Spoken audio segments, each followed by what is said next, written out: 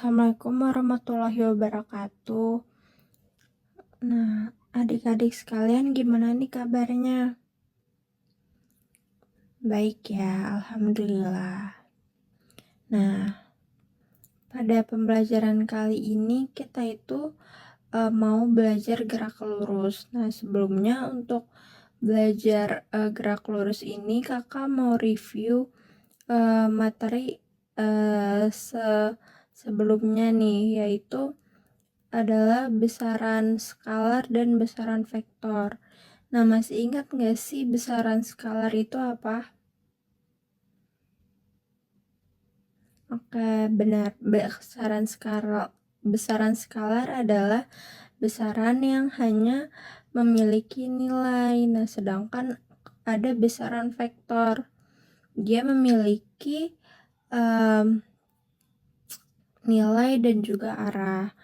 Nah, untuk pembelajaran gerak lurus itu konsep dasarnya ada jarak dan perpindahan.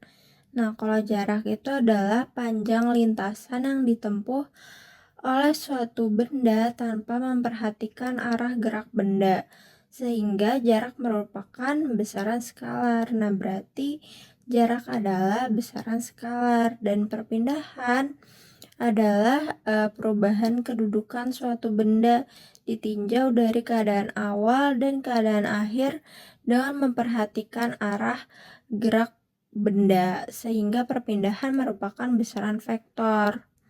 Nah, jadi perpindahan adalah besaran vektor.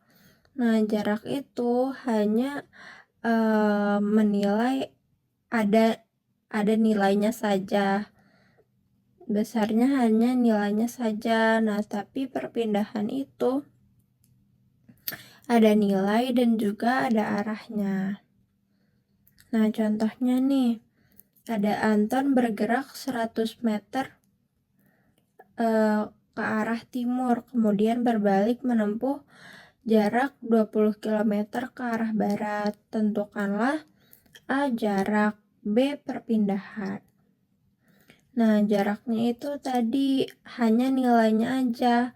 Arahnya itu enggak dihiraukan ya. Jadi 100 meter ditambah 40 meter sama dengan 140 meter. Nah, kalau perpindahan baru diperhitungkan nih arahnya. Dia antar bergerak 100 meter ke arah timur.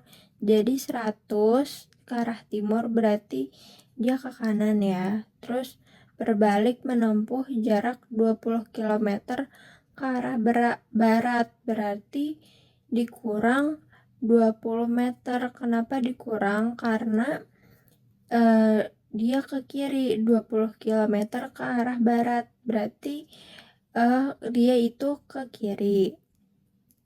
Jadi dia minus. Nah, jadi 100 dikurang 20 berapa? Benar, 80 meter. Nah, selanjutnya ada kelajuan. Kelajuan rata-rata didefinisikan sebagai jarak yang ditempuh dalam satuan waktu tertentu. Nah, kelajuan rata-rata itu rumusnya jarak per waktu sama dengan atau enggak ditulis dalam F sama dengan S per T. Nah, satuan dari kelajuan rata-rata adalah meter per sekon. Seperti itu. Nah, selanjutnya adalah kelajuan sesaat. Kelajuan sesaat suatu benda itu selalu sama dengan besar atau nilai skalar kecepatan sesaat.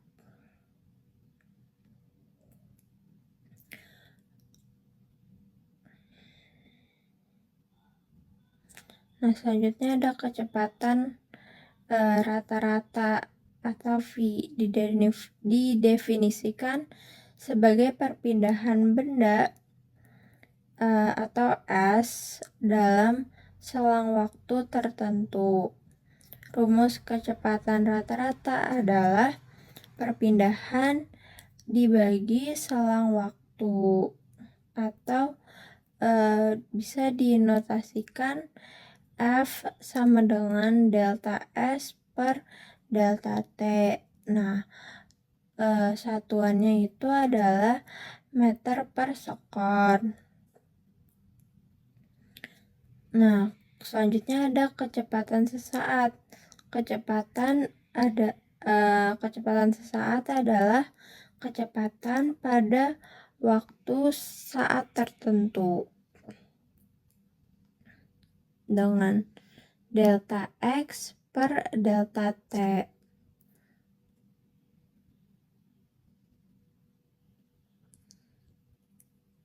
Nah, selanjutnya ada percepatan. Percepatan ini didefinisikan sebagai laju perubahan kecepatan terhadap waktu. Nah, jika kecepatan awal benda f0 dan berubah menjadi v selama interval waktu t, maka percepatannya dapat dirumuskan sebagai berikut.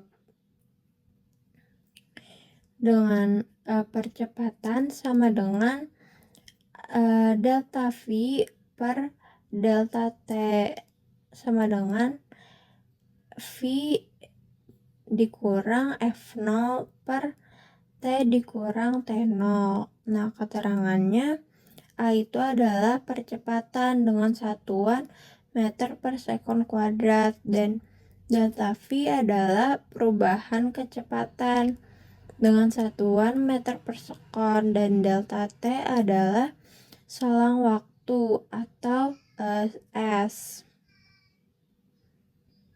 atau bisa kita sebut second.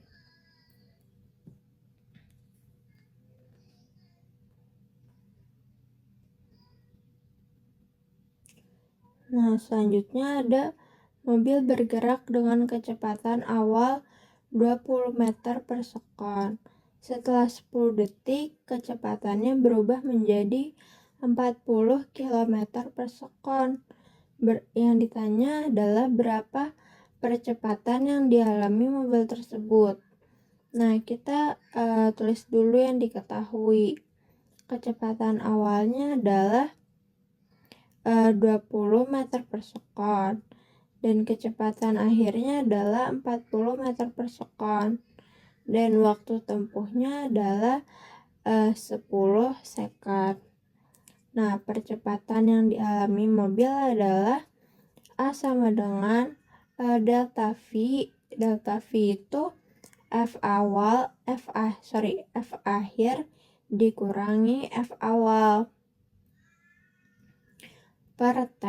Nah, F akhirnya berapa? Kecepatan akhirnya adalah 40 meter per sekon, dikurang kecepatan awalnya adalah 20 meter per sekon, dibagi waktunya. Waktunya adalah 10 second. Nah, 40 dikurang 20 sama dengan 20 kan. 20 habis itu dibagi 10 sama dengan 2 meter per sekon kuadrat. Jangan lupa kalau percepatan itu satuannya adalah meter per sekon kuadrat.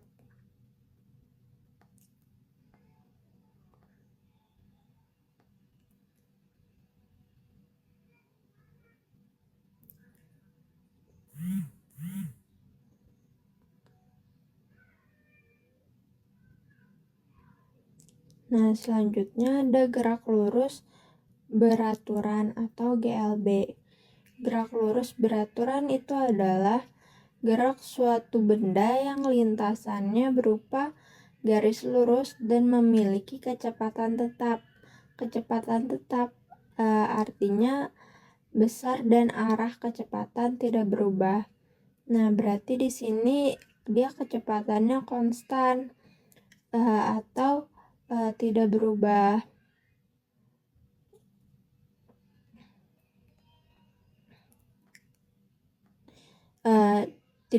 Tidak hanya nilai kecepatannya saja yang tetap, tapi arahnya juga tetap.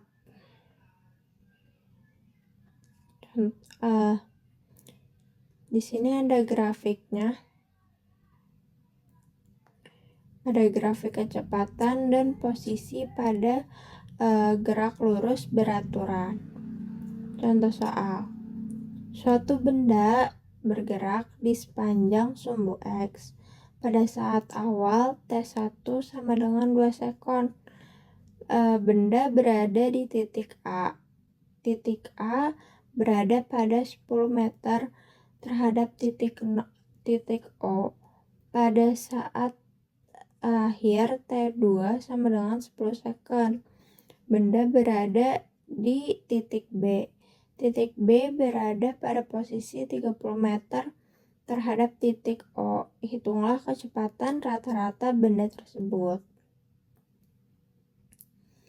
Nah, kita cari kecepatan rata-rata. Kecepatan rata-rata rumusnya adalah V sama dengan delta X per delta T, atau V sama dengan posisi akhir dikurang posisi awal per waktu akhir dikurang waktu awal.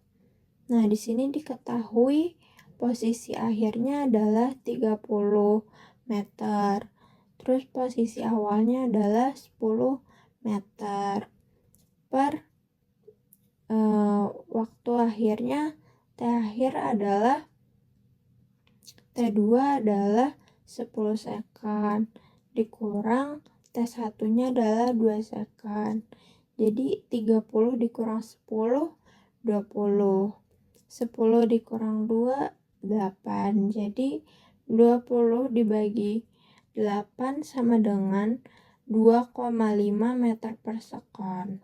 Jangan lupa kalau kecepatan itu satuannya adalah meter per sekon.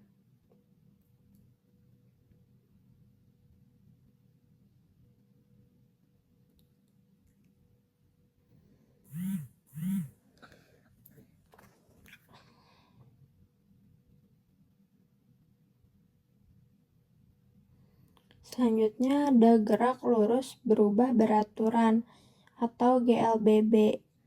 Nah, gerak lurus berubah beraturan adalah gerak dengan lintasan lurus yang memiliki kecepatan berubah secara beraturan dan memiliki percepatan tetap. Nah, jadi di sini kecepatannya nggak konstan lagi seperti GLB, tapi kecepatannya dia berubah beraturan. Nah, dan dia itu percepatannya tetap. Untuk kecepatan berubah beraturan harus memiliki percepatannya tetap. Nah, GLBB dibagi menjadi dua, yaitu GLBB dipercepat dan GLBB diperlambat. Nah, GLBB dipercepat, rumusnya ada F akhir sama dengan F awal ditambah percepatan dikali waktu. Nah, selanjutnya ada perpindahan sama dengan kecepatan awal ditambah setengah dikali percepatan dikali waktu dikuadratkan. Nah, selanjutnya ada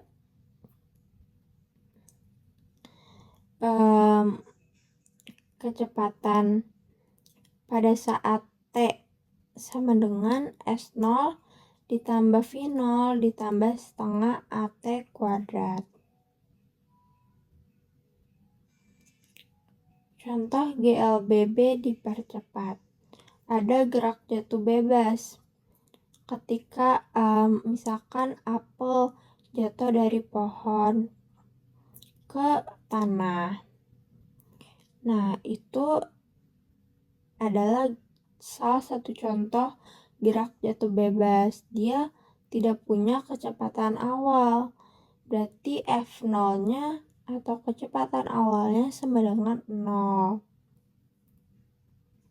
Nah, kalau gerak vertikal ke bawah, itu F0-nya tidak sama dengan 0, karena dia mempunyai kecepatan awal saat dia jatuh. Pernah gak sih kalian ngeliat apel yang sudah matang, terus tiba-tiba tangkainya lepas dan apel itu jatuh ke tanah? Nah, menurut kalian mengapa apel itu bisa jatuh? Nah, benar sekali ya, karena gravitasi. Apel itu jatuh karena adanya gaya gravitasi bumi. Gerakan seperti ini disebut gerak jatuh bebas. Nah, gerak jatuh bebas adalah gerak benda yang jatuh dari suatu ketinggian tanpa diberi kecepatan awal. Artinya, benda hanya dipengaruhi oleh gaya gravitasi. Nah, ketika apel mulai jatuh, awalnya kecepatannya 0 karena hanya diam di pohon. Namun, semakin lama kecepatannya semakin besar. Jadinya, benda yang mengalami gerak jatuh bebas akan bergerak semakin cepat hingga menyentuh tanah. Nah, contoh lain dari gerak jatuh bebas adalah buah kelapa yang jatuh dari pohonnya atau penghapus yang tidak sengaja jatuh dari meja. Nah, baik anak-anak, sekarang kita akan mempelajari gerak vertikal ke bawah atau disingkat GVB. Nah, coba perhatikan video berikut. Nah, pada video ini terlihat seseorang memegang sebuah bola di lantai kedua. Kemudian bola tersebut dilempar ke bawah. Nah, menurut kalian apa yang terjadi pada bola setelah dilempar ke bawah? Nah, benar sekali. Bola itu semakin cepat. Bola bergerak menuju permukaan tanah dan kecepatannya itu bertambah. Nah, gerakan seperti ini disebut gerak vertikal ke bawah. Gerak vertikal ke bawah adalah gerak benda yang bergerak lurus ke bawah dengan memiliki kecepatan awal. Kecepatan awal ini berasal dari dorongan atau lemparan yang diberikan pada benda. Nah, pada contoh tadi, bola tidak hanya dilepaskan, tetapi dilemparkan ke bawah.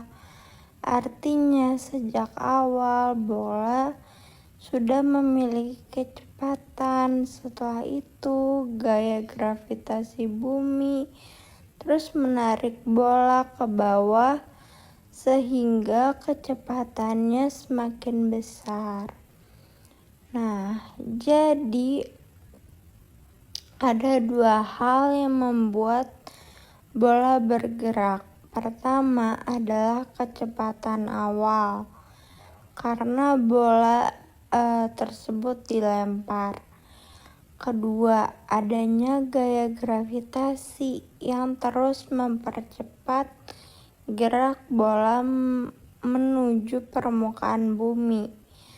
Semakin lama bola bergerak, semakin besar kecepatannya.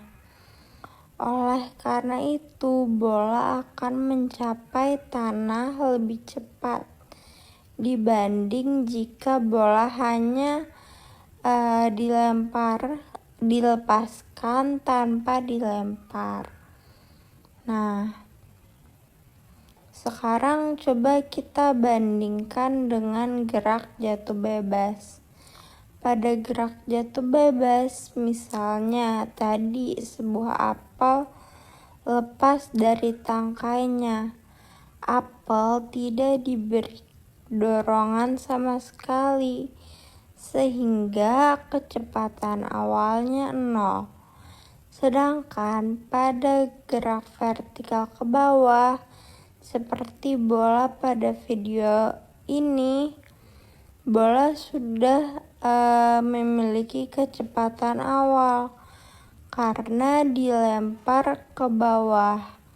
Nah, jadi perbedaan utama gerak jatuh bebas dan gerak vertikal ke bawah terletak pada kecepatan awalnya. Namun keduanya itu memiliki satu kesamaan, yaitu sama-sama dipengaruhi oleh gaya gravitasi. Akibatnya pada gerak jatuh bebas maupun gerak vertikal ke bawah, kecepatan benda akan terus bertambah selama bergerak ke bawah. Nah, contoh lain dari gerak vertikal ke bawah adalah batu yang dilempar ke dalam sumur. Terus ada bola dari balkon yang dilempar ke arah bawah.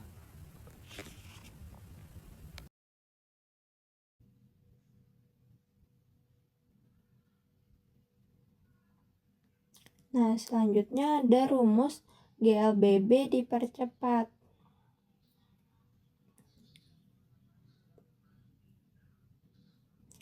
Nah, kalau untuk gerak jatuh bebas, rumusnya ada F dikali T sama dengan G dikali T. Nah, F-nya itu adalah kecepatan, T-nya adalah waktu, sama dengan G-nya itu adalah gravitasi bumi. Biasanya itu 9,8 meter per sekon kuadrat atau 10 meter per sekon kuadrat. Nah, selanjutnya tingginya H sama dengan setengah GT kuadrat. Selanjutnya ada kecepatan akhir atau FT sama dengan akar 2 GH. Nah, G-nya pakai yang tadi 9,8 atau 10. Nah, selanjutnya ada T-nya waktunya sama dengan akar 2H atau 2H-nya itu adalah ketinggian per G. Nah, selanjutnya ada gerak vertikal ke bawah. Ft sama dengan F0 tambah GT. Nah, H sama G-nya pakai yang tadi, bisa 9,8 atau 10. Dan H-nya adalah F0T tambah setengah GT kuadrat.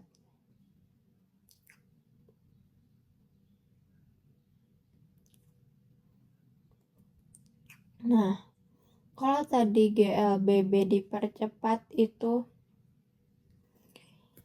kecepatannya selalu bertambah. Kalau misalkan GLBB diperlambat itu kecepatannya dia selalu berkurang secara bertahap dan beraturan. Contohnya adalah gerak vertikal ke atas.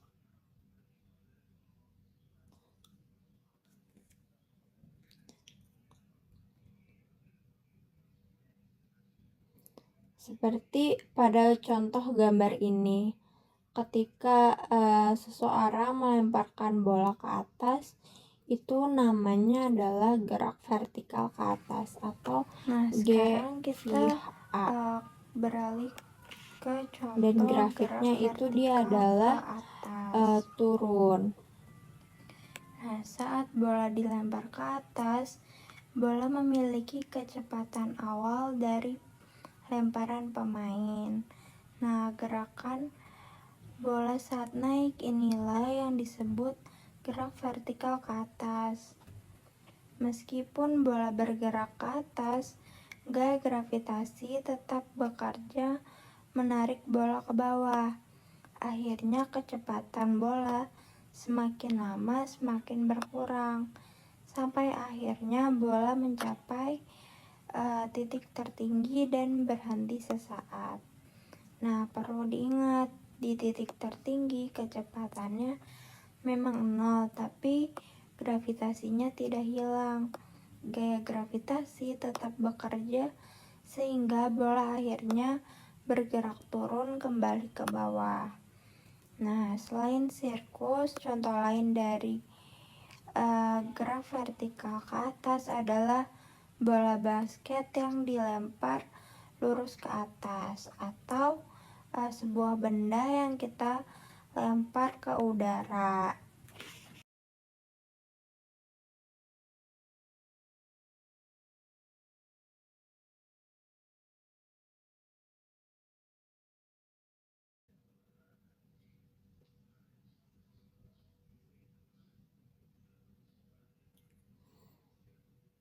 Nah, kecepatan dan ketinggian pada saat naik, kecepatannya Ft sama dengan F0 min GT. Terus Ft kuadrat sama dengan F0 kuadrat min 2GH. Dan tingginya ada H sama dengan F0T min setengah GT kuadrat. Nah, waktu untuk mencapai ketinggian maksimum T sama dengan F. Oke, sampai sini dulu materi dari gerak lurus. Nah, kita review sedikit ya. Tadi kita udah belajar apa aja. Nah, tadi kita udah belajar tentang gerak lurus. Nah, gerak lurus itu ada dua, gerak lurus beraturan dan gerak lurus berubah beraturan. Nah, kalau yang gerak lurus beraturan, kecepatannya tetap, atau K atau kecepatannya V atau kecepatannya itu konstan. Nah, kalau misalkan GLBB, gerak lurus berubah beraturan, dia kecepatannya berubah-ubah secara beraturan. Nah, GLBB dibagi menjadi dua. Ada GLBB dipercepat dan GLBB diperlambat. Nah, kalau yang dipercepat itu berarti dia kecepatannya selalu bertambah secara beraturan. Nah, kalau misalkan GLBB diperlambat, dia kecepatannya selalu berkurang secara beraturan. Nah, kalau GLBB berarti apanya yang konstan? Yang konstan adalah percepatannya. Nah, sekian dulu pembelajaran hari ini. Apakah ada pertanyaan? Apakah orang yang berjalan termasuk GLB? Oke, pertanyaan bagus. Jawabannya bisa, tetapi dengan syarat. Seseorang yang sedang berjalan dapat dikatakan mengalami gerak lurus beraturan jika ia berjalan di lintasan yang lurus dan kecepatannya tetap. Artinya tidak mempercepat atau memperlambat langkahnya. Namun dalam kehidupan sehari-hari kebanyakan orang mengubah kecepatan saat berjalan, misalnya berhenti, mempercepat langkah, atau berbelok.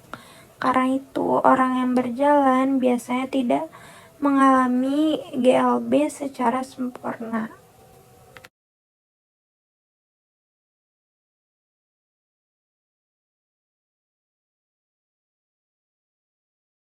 Semoga apa yang kita pelajari hari ini bisa menambah pengetahuan dan wawasan kita semua.